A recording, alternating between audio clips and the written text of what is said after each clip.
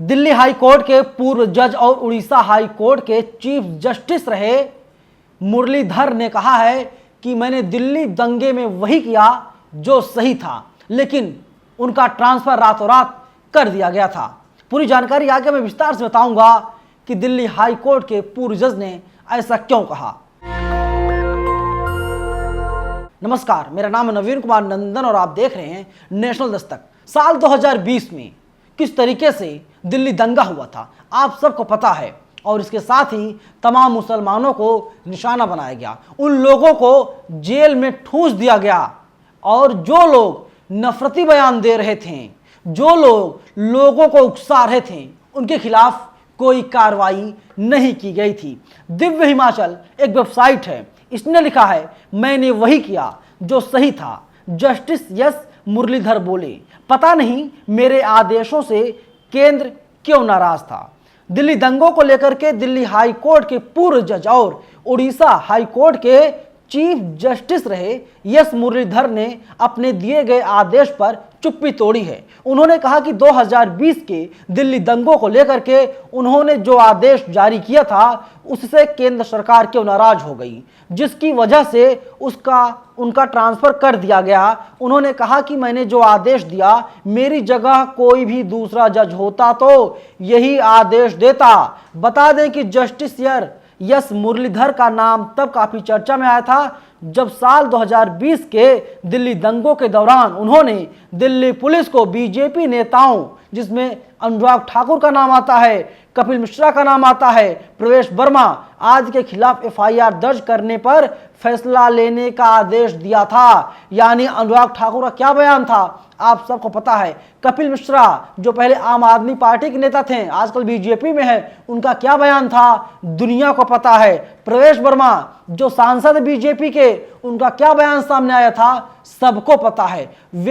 ये लोग जो है, ये तीनों नेता लोगों को उकसाने का काम कर रहे थे, हिंदुओं को उकसा रहे थे, साथ ही मुसलमानों को भी उकसाने का काम इन लोगों द्वारा किया जाता था। आगे दिव्य हिमाचल लिखता है, इसके अलावा आधी रात को अपने आवास पर आपातकालीन सुनवाई के बाद जस्टिस मुरलीधर ने एक आदेश जारी कर पुलिस को दंगे में घायल हुए लोगों की सुरक्षा करने का भी निर्देश दिया था। इन आदेशों के बाद केंद्र सरकार ने जस्टिस मुरलीधर का तबादला पंजाब एवं हरियाणा हाई कोर्ट में कर दिया था। यानी जब जस्टिस ने कहा कि ये जो नेता हैं, जो भड़काऊ बयान दे रहे हैं, इनके खिलाफ केस दर्ज किया जाए, एफआईआर दर्ज किया जाए, और जो पीड़ित हैं, जो घायल हैं, उनको सुरक्षा दी जाए, तो इसके बाद केंद्र सरकार की तरफ से एक चिट्ठी जारी की जाती है, और चिट्ठी में ही होता है कि जज साहब, दिल्ली हाई कोर्ट के जज एस मुरलीधर साहब, आपका तो ट्रांसफर कर दिया गया है, दिल्ली में अब आपकी कोई जरूरत नहीं है। वे कहते हैं, इसके जवाब में उन्होंने कहा कि मुझे नहीं पता कि मेरे फैसले में ऐसी क्या बात थी जिसने सरकार को परेशान कर दिया। दिल्ली हाई कोर्ट में मेरे हर दूसरा सहयोगी भी करता, मेरी जगह पर कोई और जज होता तो उसे भी ऐसा ही करना चाहिए था। जस्टिस मुरलीधर ने कहा कि मैं तो आपकी तरह ही इस बार से अनभिज्ञ हूं, किस बात ने उन्हें परेशान किया था। यानी जो एक जज को आदेश देना चाहिए था, जस्टिस एस मुरलीधर ने वही किया, लेकिन उसके एवज में उन्हें क्या मिला? शाबाशी नहीं मिली, उन्हें कोई मान सम्मान नहीं मिला, बल्कि उनका ट्रांसफर कर दिया गया। आप सोचिए कि न्याय मिलना इस मुल्क में बड़ा मुश्किल काम है। एक कड़वा है, लेकिन सत्य यही है, क्योंकि जो सत्ता है, जो शासन है, उनके हाथ में सब कुछ है। सच्चाई ये भी है, जो लोग खीरा की चोरी करते हैं, केले की चोरी करते हैं, वे लोग जेल चले जाते हैं, और जो लोग हीरे की चोरी करते हैं, जो लोग खुलेआम देश में डाका डालते हैं, पैसा लेकर भाग जाते हैं, उनके ऊपर कोई कार्रवाई नहीं होती।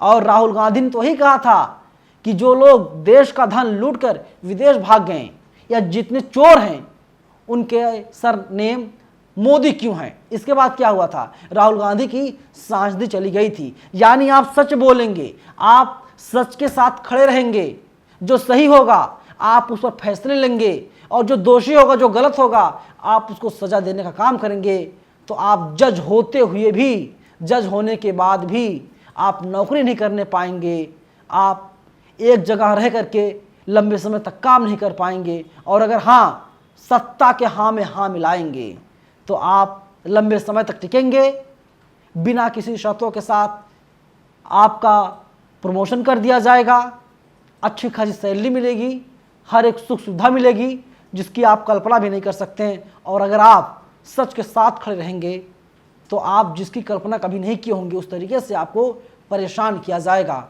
और अब यस मुरलीधर साहब ने अपना मुंह खोल दिया है और दिल्ली दंगों से जुड़ी हुई बड़ी बातें वे फिलहाल बता रहे हैं। लेकिन कई लोग ऐसे हैं जिनका नाम दिल्ली दंगों जुड़ा था, वे अभी भी तिहाड़ जेल में बंद हैं, सलाखों के पीछे हैं। लेकिन जो लोग उकसा रहे थे वे लोग आज सांसद मंत्री बने बैठे हैं, उनके ऊपर कोई कार्रवाई नहीं की गई। और कहते हैं ना, सैया भैल कोतवाल तो डर काहे का, पुलिस किसके हाथ में है आप सबको पता है।